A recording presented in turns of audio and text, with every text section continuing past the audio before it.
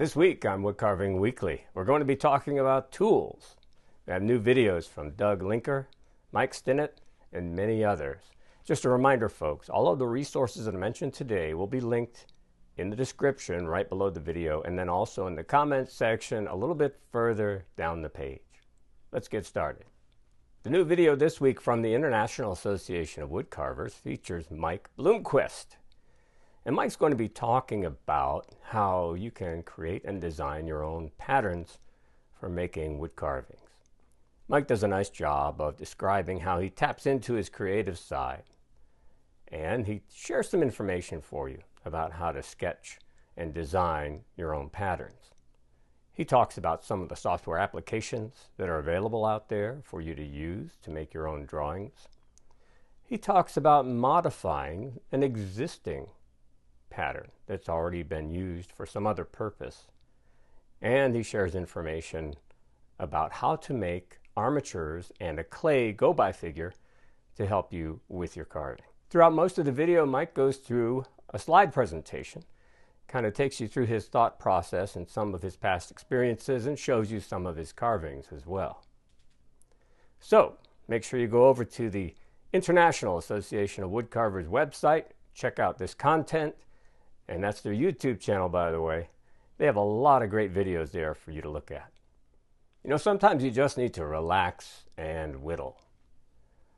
Doug Linker has a new video this week where he's presenting a project for you that's kind of a relaxing, simple, flat plane carrot. Now, early on in this video, Doug makes a reference to Harley Restful and the 1-carat necklaces that Harley used to carve pretty frequently.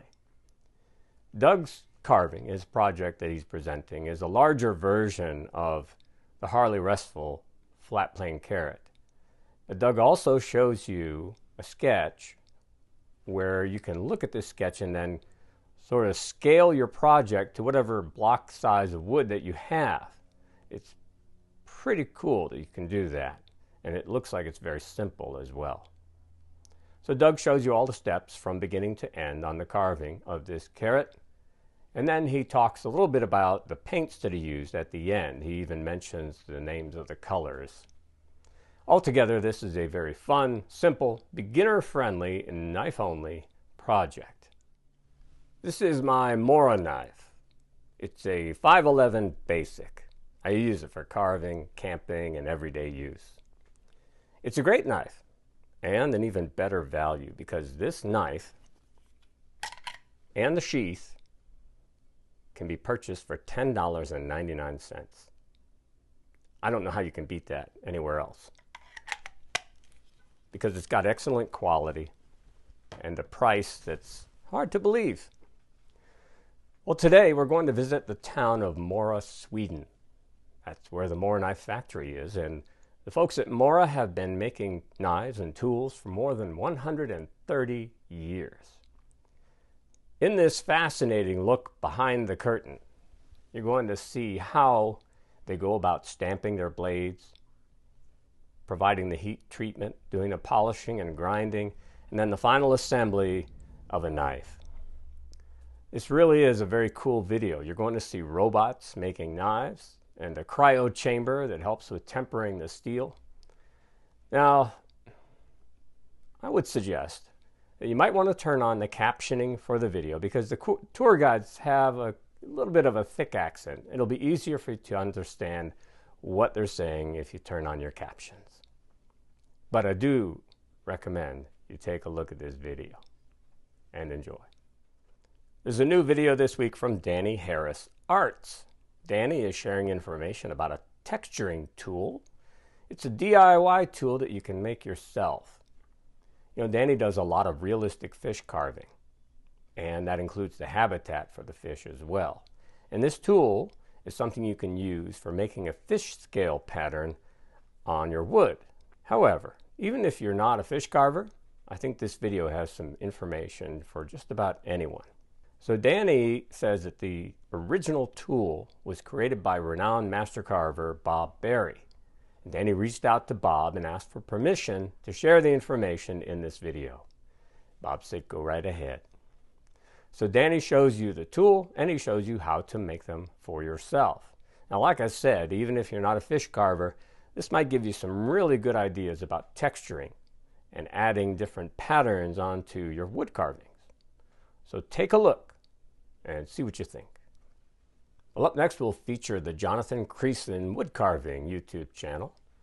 Jonathan has started a tutorial series on how he carves his Santa ornaments.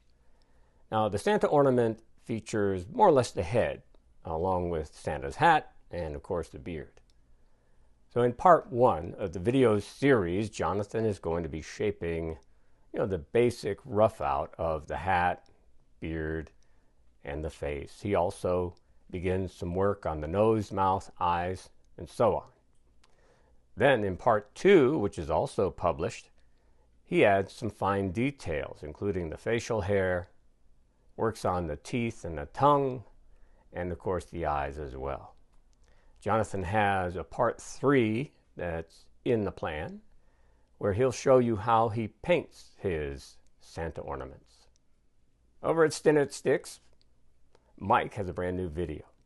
So go and join Mike and his little dog Pearl as Mike creates a Mojave green rattlesnake walking stick. For this project, Mike starts out with a lodgepole pine log, and then he sketches the shape of the snake onto that log with a Sharpie, and then starts removing material around it to reveal that snake shape. In this video, you'll see Mike using hand tools as well as power tools, and he shows you some of the other unique things like bullet shell casings that he uses to cut in the eyes for the snake. As usual, the video production is very high quality, and Mike has some really nice music playing in the background during many of the scenes you'll see. So Mike does a great job of presenting the information. He does a nice job of telling you about the different burrs that he's using and what he uses them for.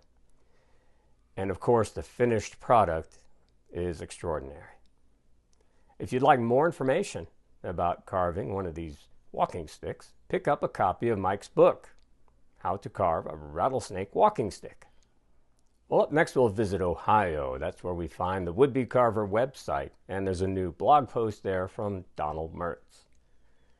Don's new article is titled The Old Geezer as a Carving Guide. So this is all about basically carving the same figure but in different sizes, and Don feels that that can be really helpful as a learning tool. So he first carved the Old Geezer character back in 2018, and then in September of 2024 he posted a blog article about how you could also carve the Old Geezer. And now in this article he's presenting 3 different versions of the Old Geezer. One that's 6 inches tall, one that's 3 inches tall, and one that's 2 inches tall. So as Don mentioned, this is an opportunity to carve the same thing, with variations on a theme that will help you with some muscle memory, and you'll develop new skills and experience with each of these attempts. So if you're going to give this a try, I would recommend starting with the larger 6-inch figure. It's easier to carve a large figure than it is to carve something small. So start big and then work your way down to the little 2-inch figure. Make sure you go over to the Would-Be Carver website to check out all the other great content that Don has there. Folks, I want to thank you for joining me today. I really appreciate all the likes on the videos and all your comments. I really enjoy your comments, so please feel free to fire away. If you missed any of our previous episodes, just click right over here and you'll be able to catch up. See you next week.